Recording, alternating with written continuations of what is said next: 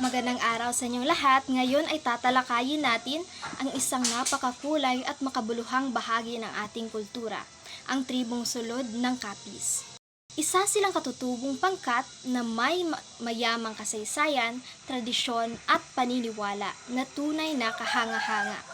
Sa ating pag-aaral ngayon, mas lalo nating mauunawaan kung paano pinapahalagahan ng mga katutubo ang kanilang kultura at paano nila ito maipapasa mula henerasyon sa henerasyon.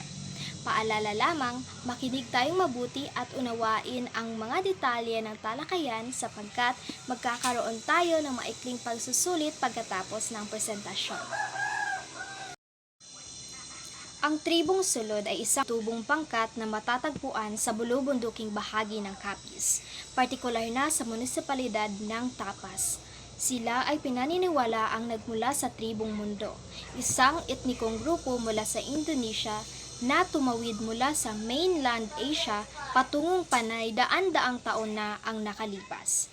Sa pagdaan ng panahon, ang pangalang mundo ay naging Bukidnon, isang katawagang ginagamit para sa mga taong naniniwala sa kabundukan.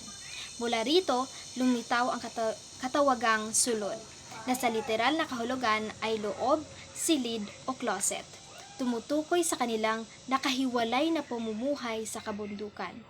Nagsasalita sila ng isang natatanging kombinasyon ng Kinikaya at Hiligaynon. Ngunit madalas ay monolingwa lamang sila na nangangahulugang isa lamang sa dalawang dialekto ang kanilang ginagamit sa pang-araw-araw na usapan. Ang mga sulod ay may mayamang kultura at tradisyon. Isa sa mga pinakakilalang kaugalian nila ay ang konsepto ng binukot, isang sinaunang gawi ng pagtatago at pag-aalaga sa piling batang babae. Ang mga binukot ay pinipili batay sa ganda, talino at angkan.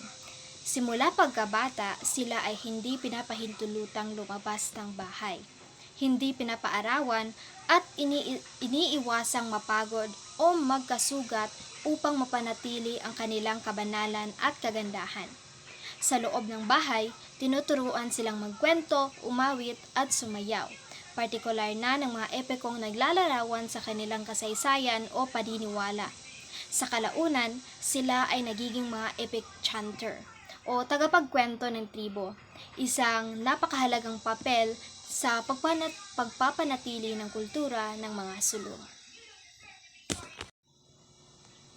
Ang tribong sulod ang pinagmula ng isa sa pinakakilalang epikong bayan sa Pilipinas, ang Hinilawod.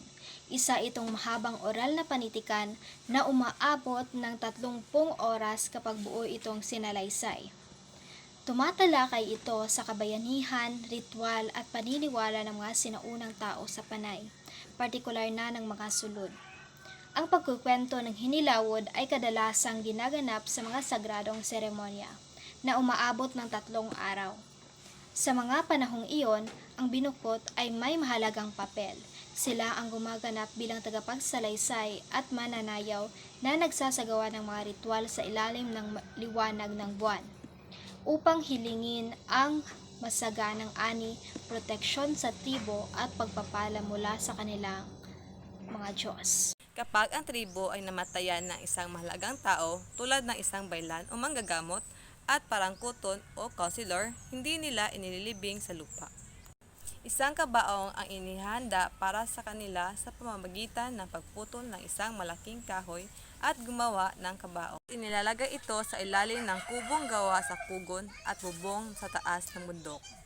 Pagkatapos, ginagawa ng butas ang dulong bahagi ng kabaong at inilagay doon ang isang kawayan na tinatawag na pasok, bilang daluyan ng tagas o ng tubig na umaagos mula sa patay na katawan. Pagkatapos ng 2 o 3 buwan, inaalis ang buto, hinuhugasan, pinabalot sa ilalim ng tela at inilalagay sa ilalim ng ambi ng bahay. At narito ang ebalwasyon para sa inyong mga natutunan.